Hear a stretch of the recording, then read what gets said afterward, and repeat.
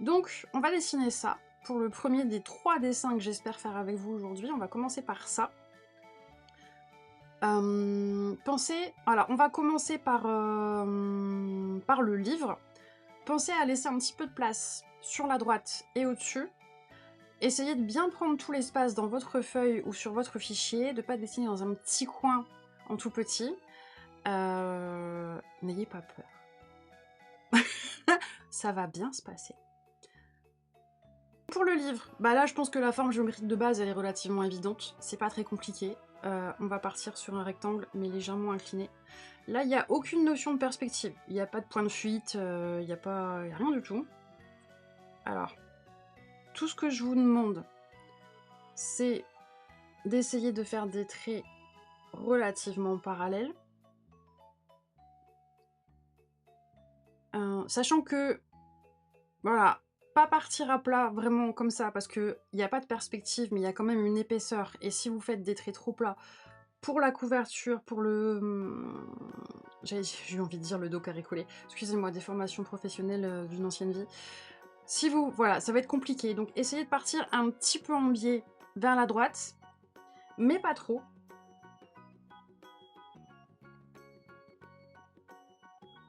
Parce que, voilà, on va faire ce type de forme-là, où vraiment tout est parallèle. Après, si vous vous sentez faire un peu de perspective, allez-y, il n'y a pas de problème. D'autant plus que les autres éléments, c'est relativement rond, donc il n'y a pas trop de perces à gérer. C'est juste qu'il faudrait essayer de rester cohérent entre le dessus du livre, le dessus de la tasse et le dessus de la bougie. Si vous créez des différences au niveau des ovales qu'on verra après ici notamment, il y a un truc qui va pas paraître cohérent quand quelqu'un va regarder, ou même vous, quand vous aurez fini votre dessin, il y a un truc qui va vous choquer mais vous saurez pas dire quoi. C'est très probablement les différences de vue au niveau de la légère perspective qu'on va mettre en place. C'est tout, soyez attentifs à ça dans la mesure du possible. Tu fais le rectangle déformé avec que des parallèles ou pas. Je sais pas, pour le livre, tu prends la perspective du coup. Oui, il y a une perspective, je vais pas dire le contraire, mais je dis, quand je dis il n'y a pas de perspective, c'est dans le sens où il n'y a pas de point de fuite, donc t'as vraiment pas besoin de faire genre, là j'ai mon point de fuite, j'ai mon premier trait, du coup il faut que je fasse gaffe à ma perce, tu vois, on n'est pas du tout sur un truc comme ça. Du tout. On est vraiment sur des lignes qui sont clairement très parallèles parce qu'on est trop près des objets pour qu'il y ait une perspective qui soit visible et importante. Est-ce que c'est plus clair? Alors, pour le dos carré collé, on va venir amener un léger arrondi de chaque côté et je vais pouvoir venir gommer immédiatement pour pas être parasité par les traits de construction. Voilà. Ici, je viens gommer aussi parce que il y a les pages qui sont légèrement en retrait par rapport à la couverture. Et contrairement à ce que j'avais fait, je vais venir mettre un petit débord par ici.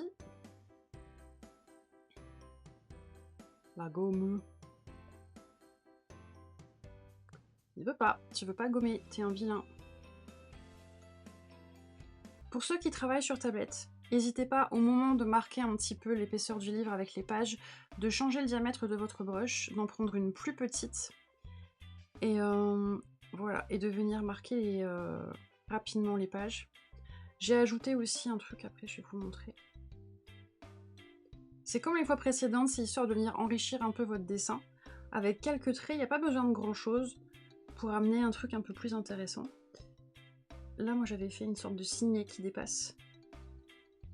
Ici. Tu veux toujours pas de ma gomme, toi? Mais comme j'avais travaillé sur le calque blanc en dessous et pas sur un calque transparent, forcément j'ai de la retouche à faire. Hop, voilà. Sûr de comment faire mon coin de 4e de couverture avec le débord, tu pourrais redire. Ici? C'est de ça que tu parles? Je vais attendre que tu répondes avant de continuer. Ouais, ici. Alors en fait, de base, on avait fait Voilà. Un trait ici aussi. Et on avait fait un trait ici aussi. Pour faire notre forme de base, pour faire le livre de façon très géométrique de base, j'avais ajouté un trait. Donc je l'ai effacé. Ici, je suis venue un peu en retrait par rapport au rebord de la couverture du livre. J'ai tracé ma parallèle. Je suis pas allée jusqu'au bout. Je me suis arrêtée un peu avant. Et là, j'ai fait une verticale. Bon, rien, une verticale, c'est tout. Mais qui, en toute logique, vient aussi un peu en retrait par rapport à la couverture supérieure du livre. À la première de couverture. N'importe quoi. Tu vois ce que je veux dire? Est-ce que c'est plus clair pour toi? Ça t'a fait? Ok. Et donc, c'est quoi qui t'embête? C'est ça? Vraiment? Le coin ici?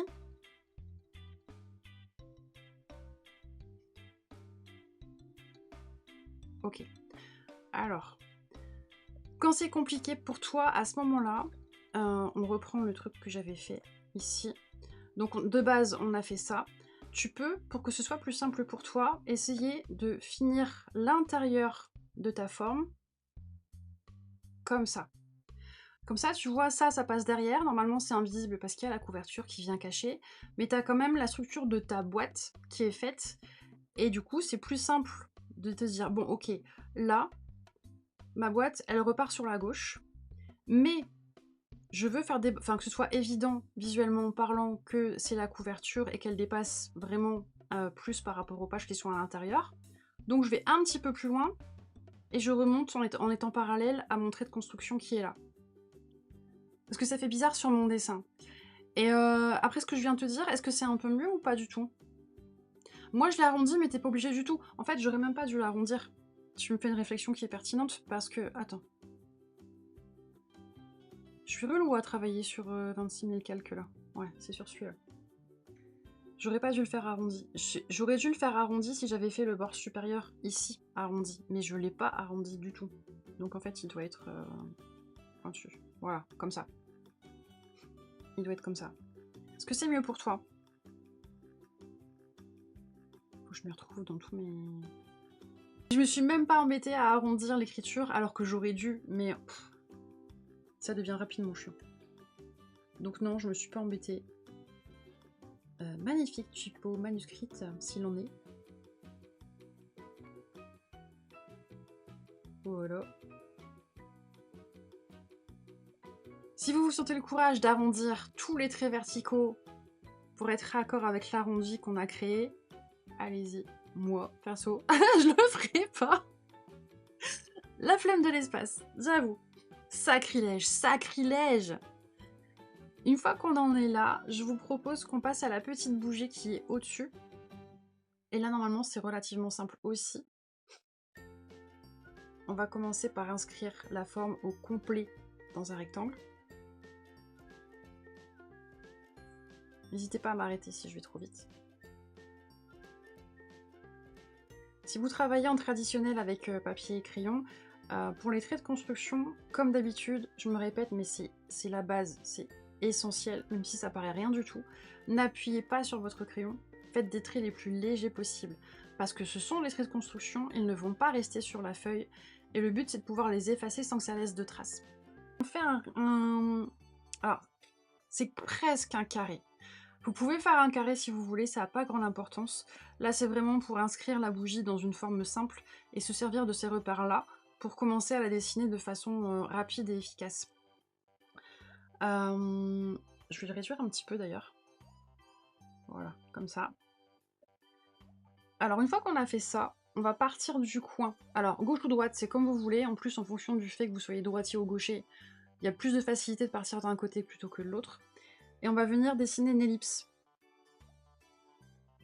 Alors, on avait parlé début de semaine du fait de pouvoir s'aider d'un autre rectangle quand on veut dessiner une ellipse et qu'on sait qu'on va se galérer parce que c'est un exercice qui peut être un peu compliqué. Si c'est votre cas, il n'y a rien qui vous empêche de faire d'autres traits de construction par au-dessus, c'est-à-dire que on peut venir faire un autre rectangle allongé de la même largeur que le premier, ici, et aller chercher à chaque fois la moitié sur les 4 faces. Et là, on a les points de repère pour venir dessiner son ellipse plus facilement parce qu'on peut le faire par petits bouts et on sait où on doit s'arrêter pour que ce soit symétrique et que ce soit à peu près joli. Je sais pas si vous voyez ce que je veux dire. Donc moi, je m'en sers pas, mais si ça peut vous aider, surtout, n'hésitez pas à le faire. Donc j'ai fait ma première ellipse au-dessus. Je vais essayer de faire la même en dessous, une fois que j'aurai récupéré le bon calque. Donc là, il n'y a pas de question à se poser, c'est les mêmes. C'est exactement les mêmes.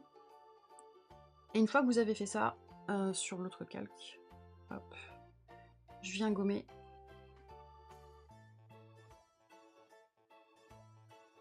Et celui-là aussi, je viens l'enlever. Cette bougie, ce que j'avais eu envie de faire, c'était de faire un pot en verre, et donc de voir par transparence un petit peu la cire qui est à l'intérieur. Rien de compliqué, on fait la même chose que la forme de base, mais en plus petit, à l'intérieur. Donc c'est beaucoup de traits qui sont parallèles. Et l'avantage d'avoir déjà dessiné les ellipses en haut et en bas, c'est que vous avez qu'à reprendre le même arrondi, sans trop vous poser de questions. Alors comme tout à l'heure, si vous avez besoin d'un rectangle pour vous faciliter la tâche dans le dessin de vos ellipses, vous n'hésitez pas, mais surtout ne pas appuyer, ou si vous travaillez sur tablette, prendre un calque supplémentaire que vous pourrez supprimer dans la foulée une fois que vous aurez terminé. Je serai foutue. Voilà, et on vient faire la même chose au-dessus.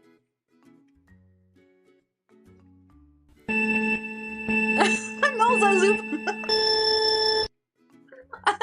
J'aurais pas pensé. Franchement, c'est une super idée, c'est excellent, merci beaucoup. C'est spécial nous car on est meilleurs, vous êtes plus mieux. Merde. Faites pas comme moi. Organisez votre travail. Merde. Hop, est-ce que c'est bon pour vous? Il reste plus qu'un truc à faire, c'est la mèche. Si vous n'utilisez pas la gomme comme moi, c'est mieux. Tu fais encore des réglages, Zazou, pour... c'est du troll.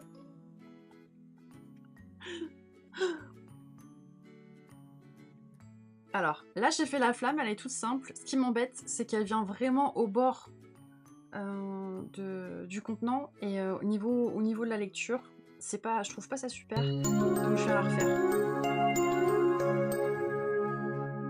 Zazou va me taper, je l'ai remise. Me tape pas Zazou, moi je l'aime bien cette commande, il y a beaucoup de gens qui l'aiment bien et elle me dérange pas. Après, je vous avoue quand même qu'à la base, cette commande, je l'avais mise pour que vous me signaliez que je suis en retard pour aller chercher ma fille. Pas pour me faire croire que c'est le cas, alors que c'est totalement faux. Ça, c'est pas cool. Ils mettent pas de preview dans Wisebot, c'est nul. Ouais, j'avoue. J'avoue. Non, non, c'est moi. C'est moi, je l'ai remis. Donc, ma bougie, de mon côté, elle est terminée. Ce qui me reste à faire, c'est, si vous travaillez en traditionnel, c'est de venir gommer ce qui se passe ici, parce que forcément il y a un objet au-dessus, donc ça vient masquer une partie du livre qui est en dessous. Moi j'ai travaillé sur ordi, donc je peux venir mettre un calque par au-dessus, soit gommer ce que j'ai dessiné avant, soit, si j'ai un doute, mettre un calque par-dessus.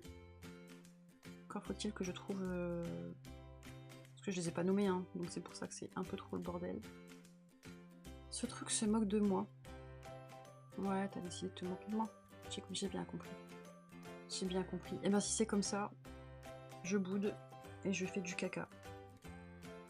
Je viens ajouter du blanc sur un calque différent.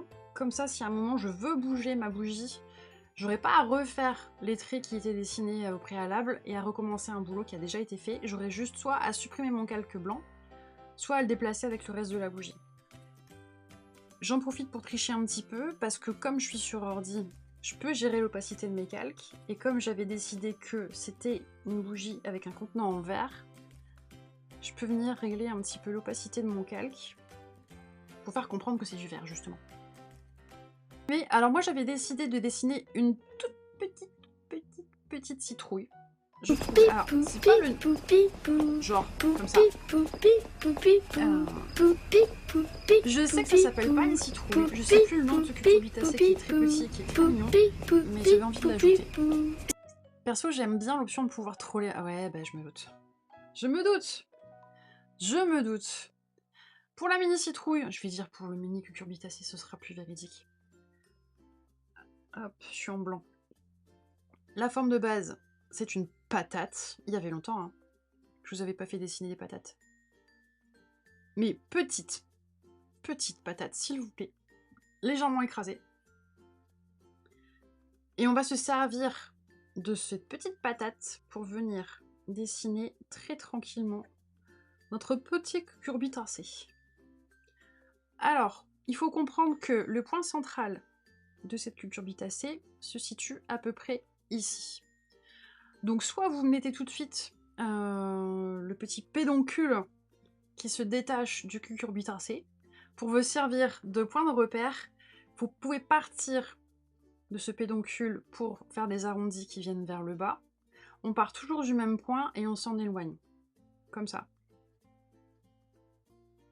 Et en dernier, alors on peut accentuer encore un peu plus pour que ça se détache bien et qu'on ait une impression de, hop, de volume, comme ça, voilà. Et après venir gommer tout ce qui est en trop.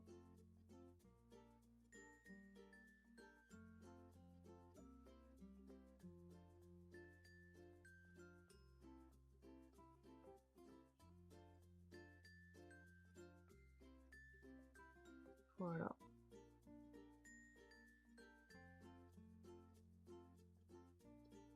Je vais faire un calque en dessous, je vais prendre du blanc, et comme tout à l'heure, le fait d'avoir un calque supplémentaire et de venir mettre du blanc me permet de conserver mon dessin, et si j'ai envie de le bouger de place ou de le décaler même très légèrement, j'ai pas gommé ce que j'ai fait derrière, et je conserve l'intégralité de mon travail. Donc ça, faut bien y penser, si vous en avez la possibilité en travaillant sur tablette, c'est intéressant à faire. Là, ah j'ai oublié les petites volutes de fumée au-dessus de la bougie, bah je vais faire ça. En attendant, éventuellement, je vais faire ça. Alors, on avait déjà un petit peu travaillé sur les volutes de fumée lundi. Elle va servir cette commande, c'est sûr et certain. Elle va s'inviter à aller jeter un œil sur ma chaîne YouTube. Sinon, de base, c'est simple. On va créer une ligne directrice. Si je fais avec la bonne couleur, c'est mieux. En l'occurrence, ici, un S inversé. On va partir d'une des deux extrémités. On va repartir vers le bas, mais pas de façon parallèle. On va essayer de créer un peu de volume avec des pleins et des déliés qui sont un petit peu décalés. Et je viens faire la même chose en plus petit ici. Voilà. Démerdez-vous. Merci Zazou pour le lien vers YouTube. C'est gentil. Si c'est ok pour vous, on peut démarrer le reste du dessin, c'est-à-dire une tasse avec plein de chantilly dessus. J'ai mis 2 bâtons de cannelle et pour la déco, à l'arrière, j'ai mis une petite branche avec des feuilles, dont quelques-unes qui sont sur la table imaginaire. Pour la tasse, j'ai fait une tasse bien fat, qui est beaucoup plus arrondie que celle que j'avais faite en début de semaine. T'inquiète, y a pas de souci, petit. Donc, forme géométrique de base, la patate, bien évidemment. Donc là, je vais partir sur une patate, voilà, qui est un peu plus ronde que la précédente. Ce qu'il ne faut pas hésiter à faire, ça je ne l'ai pas encore dit il me semble, c'est que même si ce que vous voulez dessiner est plus petit que la forme géométrique de base que vous choisissez de dessiner pour y inscrire votre élément, c'est pas grave. Là, j'ai dessiné quasiment un rond. Je sais que la partie supérieure ne va pas me servir. Je m'en fous totalement, c'est pas grave. Ça permet quand même d'avoir la forme qui est relativement régulière tout de suite. Et après, ce qui nous intéresse pas, on peut tout simplement venir le gommer ou le supprimer. Voilà. Et là, on a quand même facilement notre 2 tiers de rond. J'ai cherché longtemps avant de trouver le 2 tiers, hein. Notez bien. Not ready, Fox and Coffee. Tu veux qu'on t'attende un petit peu? On ne dessine pas le pied. Si, mais après. C'est beaucoup plus simple de dessiner le pied une fois que tu as fait la structure principale de ton élément. Et là, le plus gros, donc ce qui est le plus important, à dessiner en premier, c'est la structure de la tasse, l'arrondi ici. Mais si, bien sûr, on va dessiner le pied, t'inquiète. Donc, je sais que les bords de ma tasse, ils s'arrêtent à peu près à cette hauteur-là, sauf que comme pour la bougie et pour le livre, il y a une légère perspective. Donc, je vais faire comme pour la bougie, je vais essayer de garder à peu près la même hauteur. Je sais pas si je suis claire. Comme précédemment, si vous avez besoin d'inscrire votre ellipse dans un rectangle et de vous aider de ce rectangle pour dessiner cette ellipse, n'hésitez pas, je vais le faire avec vous. Alors, là je fais l'intérieur, l'ellipse intérieure. Donc il y a un petit décalage parce qu'il y a un rebord au niveau de la tasse. Donc là je sais que l'ellipse, elle doit s'inscrire ici. Comme je vous disais tout à l'heure, si vous avez besoin de repères, vous prenez à peu près la moitié de chaque côté que vous marquez par un trait perpendiculaire. Et du coup, vous savez que, voilà, vous pouvez fonctionner par 4 arcs de cercle qui sont simples à apprendre plutôt que de le faire en une seule fois si ça vous pose des difficultés. Et là, vous pouvez dessiner plus facilement votre ellipse, qui sera plus régulière que si vous la faites à main levée sans repère si vous n'en avez pas l'habitude. Voilà. Et comme j'ai fait un calque supplémentaire, une fois que j'ai fini de dessiner mon ellipse, je peux l'enlever. Je viens la retoucher un tout petit peu. Pour l'ellipse, elle est terminée. Par contre, je veux marquer le rebord de ma tasse. Donc ce que j'ai fait, je vais prendre ma gomme parce que j'avais utilisé une brush un peu trop imposante et du coup, c'était moins lisible. Je viens gommer un peu l'épaisseur de mon trait. C'est que je viens faire la même... Alors, je la fais pas entièrement parce que je sais que je vais par-dessus caser la chantilly et qu'elle va prendre pas mal de place. Mais j'ai marqué quand même le rebord de ma tasse. On sera beaucoup plus sage sans toi. La soupe? Non. C'est pas cool. Et avant d'entamer la chantilly, les bâtons de cannelle et le contenu de la tasse, on peut venir dessiner la anse et le pied, comme tu avais dit tout à l'heure, Fox & Coffee, il n'y a pas de problème. Alors, j'ai choisi, pour rester cohérente, attendez, avec la forme ronde de la tasse, de venir faire une ellipse aplatie, ici. N'hésitez pas à dessiner par-dessus votre dessin. Ici, je sais que je viens manger l'intérieur, alors que normalement ça ne va pas apparaître. Je vais juste le gommer après. Mais ça va vraiment vous aider de dessiner la totalité de votre forme et après de gommer ce qui ne vous intéresse pas. Hop. Et là, on a notre pied. Pour la hanse, moi je ne l'ai pas fait très grande, mais vraiment c'est à votre convenance. Vous pouvez faire voilà, une hanse beaucoup plus grande. Et je suis déjà en train de la faire plus grande que ce que j'avais fait à la base.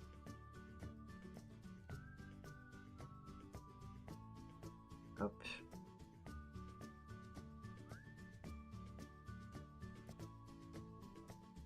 La chantilly.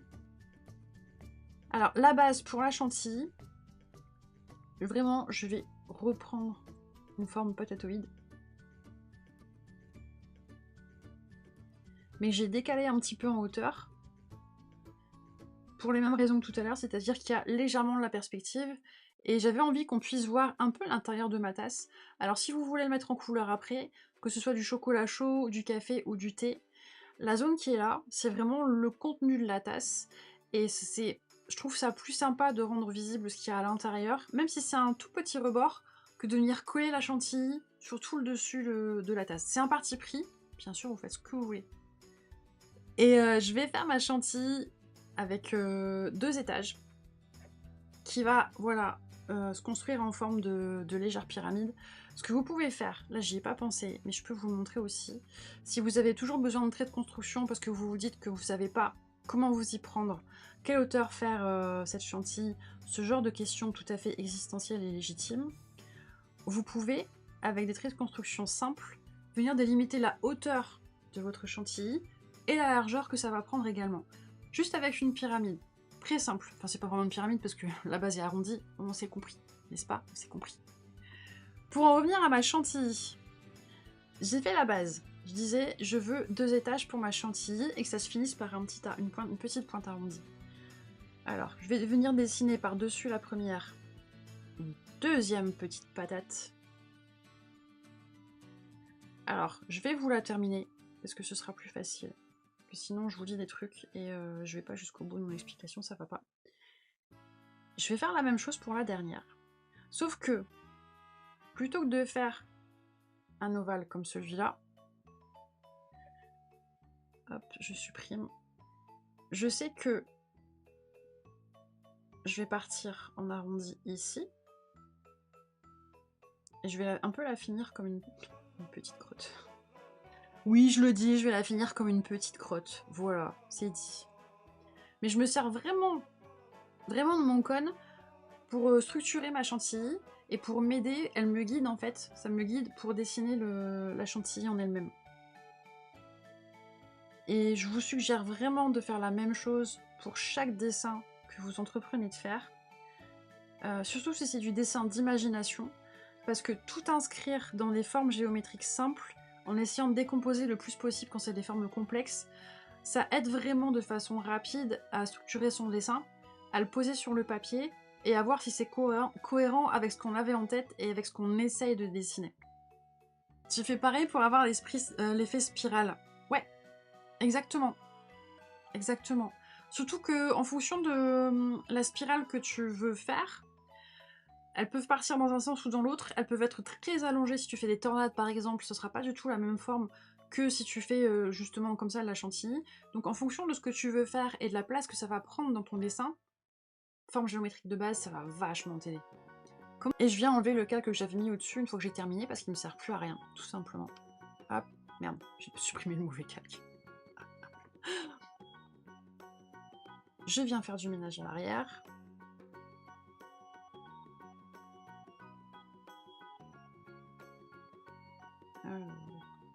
Ici.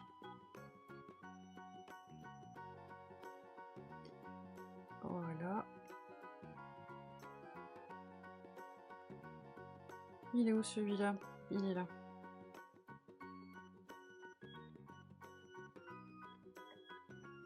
Hop et hop. Perso, ma chantilly, elle est faite. J'avance ou j'attends un petit peu? Et comment tu lis les traits pour une spirale? Alors là, je comprends pas bien ta question. Comment tu lis les traits? Parce que pour une spirale, on est d'accord que tu parles de quelque chose comme ça. Après, là, il se touche, mais c'est pas forcément cohérent. Tu parles de ça? Ou on n'est pas d'accord? Ok.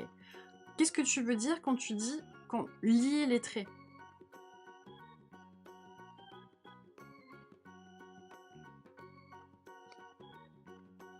En attendant ta réponse, je vais entamer les 2 bâtons de cannelle que j'ai plantés dans la chantilly, qui sont légèrement à l'arrière. Là, c'est facile aussi. Forme géométrique, vous l'aurez deviné, pour des bâtons de cannelle, c'est des rectangles. Hyper allongés. J'en ai fait 2 qui sont dirigés vers le même point, donc qui sont légèrement penchés l'un par rapport à l'autre. Pour accentuer le fait que c'est très oblique. Le planté de cannelle, c'est ça. Et Poétie, je comprends toujours pas ce que tu veux dire. Bâton de cannelle. Une fois que j'ai fait mes petits rectangles. T'es ready? Je viens gommer les petits bouts, ici. Hop. Et je viens de faire une petite spirale. Voilà, à l'intérieur. Hop. Voilà, attendez. J'ai mal fait mon truc là. Il y a un truc qui va pas. Ici. Voilà. Et même chose par ici. On peut partir dans l'autre sens si vous voulez. Voilà. Est-ce que je suis allée trop vite? Est-ce que c'est clair pour vous? J'ai fait une petite déco sur la tasse. Pour rester dans le thème, j'ai fait une petite feuille et un petit cœur. Allez, let's go. Et la petite déco, c'est la même quasiment que ce qu'on avait vu lundi. J'aime bien ce genre de petite feuille. Alors, à votre convenance, hein, comme d'habitude. Mais le fait de faire des petites feuilles avec des rebords des bords pointus, ça vient apporter un...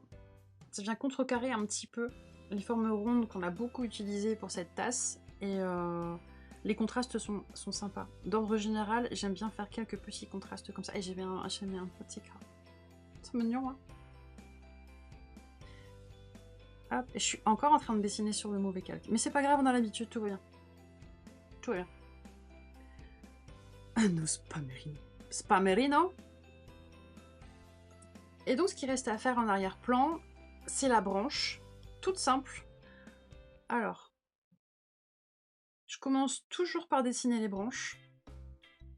N'hésitez pas à déborder sur le livre et derrière la tasse que vous avez dessinée, très léger pour pouvoir gommer comme d'habitude. Alors, ma forme de mes branches, elle est simple. Vous pouvez les faire partir un petit peu dans toutes les directions. Moi, je suis venue contrebalancer un petit peu le fait que les branches partent vers la droite, avec des feuilles qui sont relativement grandes. Je suis partie sur des formes un peu pointues sur les extrémités, mais comme d'habitude, faites la forme de feuille que vous voulez. Vous pouvez en faire des beaucoup plus petites, des beaucoup plus grandes si vous avez envie. Après, c'est en fonction aussi du format de page que vous avez. Et souvent, je me prends pas la tête. Je fais des feuilles, même si ça a tendance à croiser d'autres dessins ou d'autres feuilles, c'est pas un souci. Je les laisse et je viens gommer une fois que j'ai terminé. Et j'en avais fait une ici aussi. Hop là. Et pour habiller un petit peu le bas de l'illustration, j'en ai fait quelques-unes qui sont directement, on va dire, sur la table imaginaire. On part du principe que c'est une table qui est en dessous. Même si on la dessine pas, c'est pas grave. Hop, j'ai fait un trait en trop. Et il reste plus qu'à venir gommer ce qui passe normalement derrière. Et on aura fini.